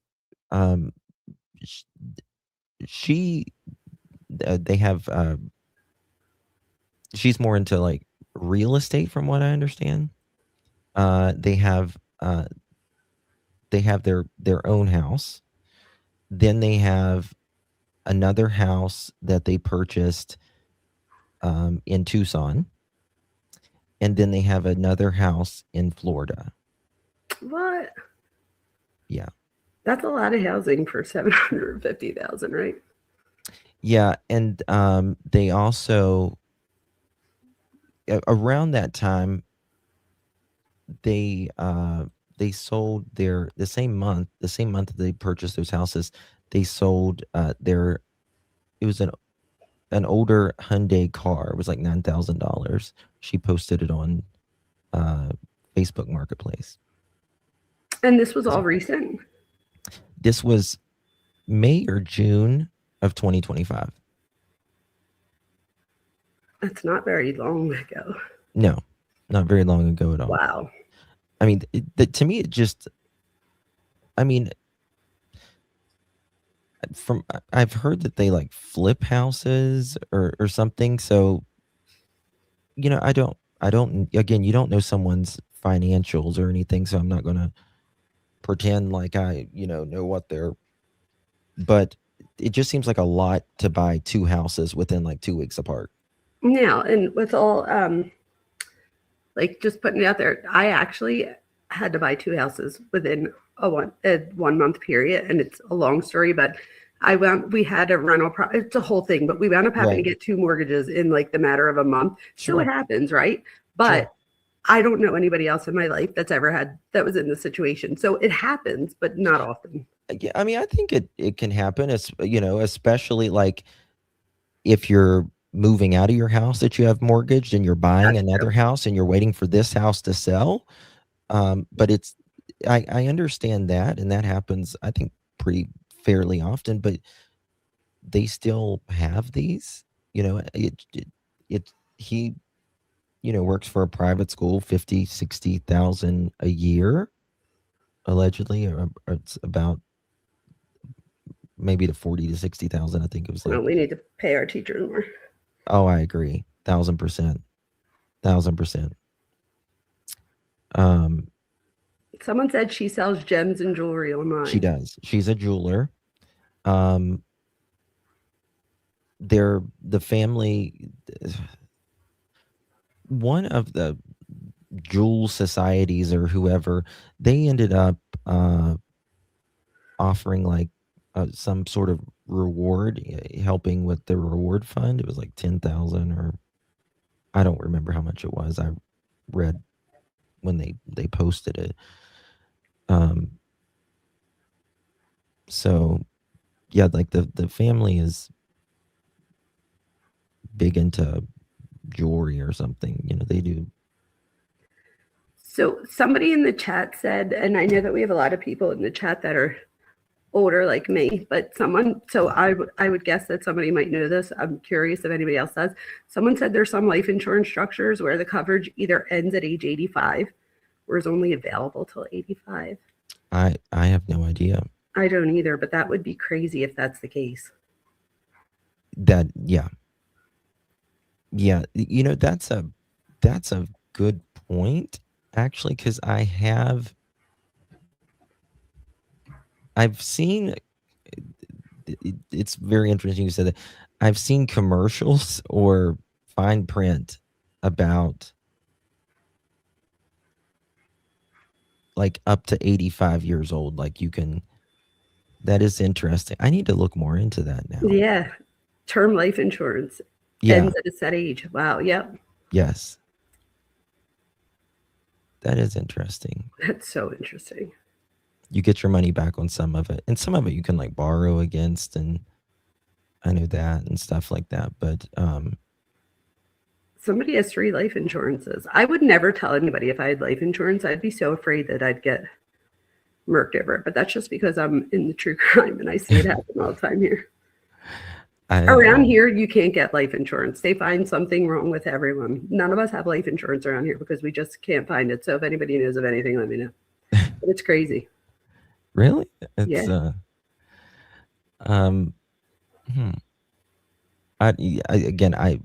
I don't think any of us know if she had life insurance or anything. You know, some people have several policies. Some people have none. Some people have one. You know, a lot of people pay in it for years. So, you know, it's just interesting. She might have had it from where she used to work as well. Like sometimes your work will do a policy or whatever. But she was staying home, right, Nancy? Like, of course, in her later years. Sure. Yeah. A lot of people are saying in the chat that that is true and that after 80, it starts to drop. Somebody said that their grandmoms dropped by 50% at 85. That's Oh, crazy. someone said their mom's life insurance ended at 80. It's just crazy to me.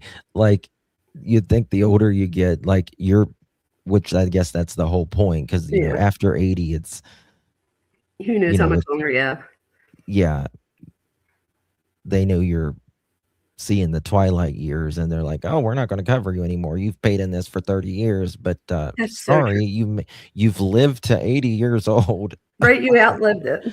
Yeah. But it's funny too, not funny, ironic, but I teach developmental psych, and right now the average age that people live is 78. So that's interesting.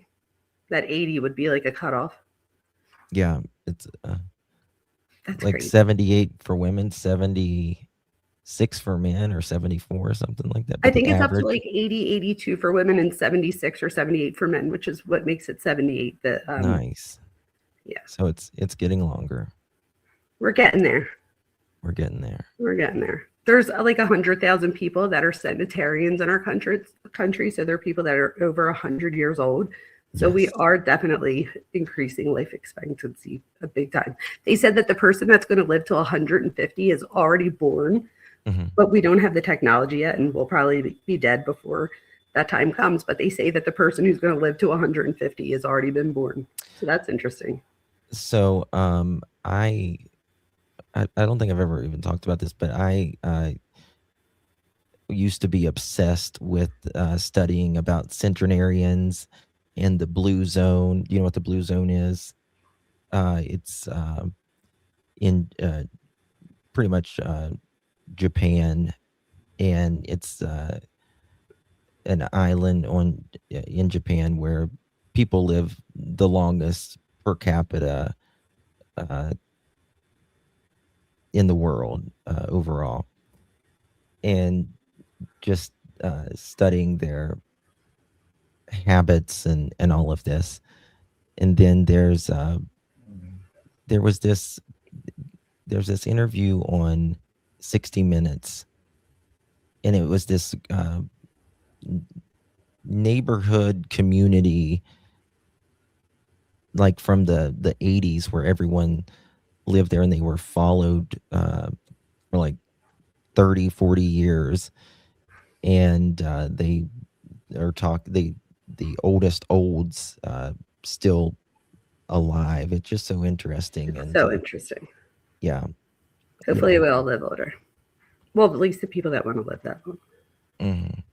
I want to live to be 115 as long as I can move. I was going to say, you'd be surprised a lot of people don't. We have a thing that we do in class, and it's, would you rather live to 120 or die at 70?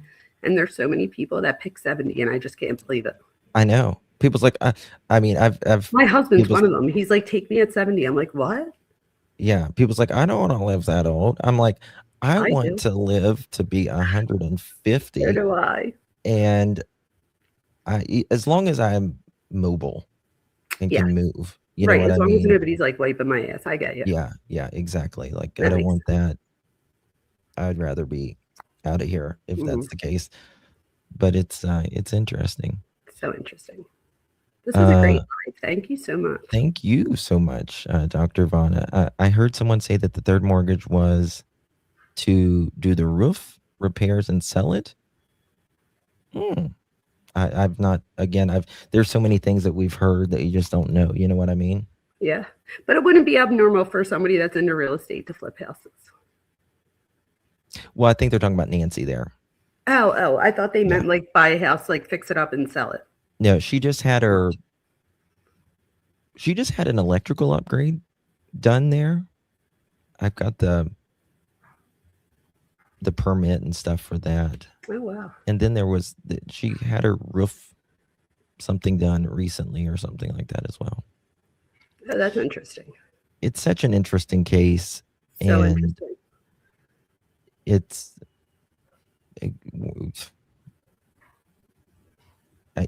just feels personal, whatever it is. I agree with you. And we should keep up on this together. We will, for sure. Definitely. Congratulations on making it to I can't believe 5K. it. I literally am going to do the happy dance when we hang up. I'm so excited. Oh, you so deserve it and so much. Well, I appreciate you. Thank you for everything. And everybody on my channel, please go sub up to Justin if you're not already. I said to him earlier, I was like, oh, we'll put your stuff in the chat too. I'm like, not that you need it, because chances are most of the people on my channel are already subbed up to you. But if you're one of the few that might not be, please go over and sub up to Clutch and Pearls. It's a great channel. You do great work. Thank you. Likewise, Dr. Vona. I appreciate you. Thank you, mods. Yes, thank you to the mods.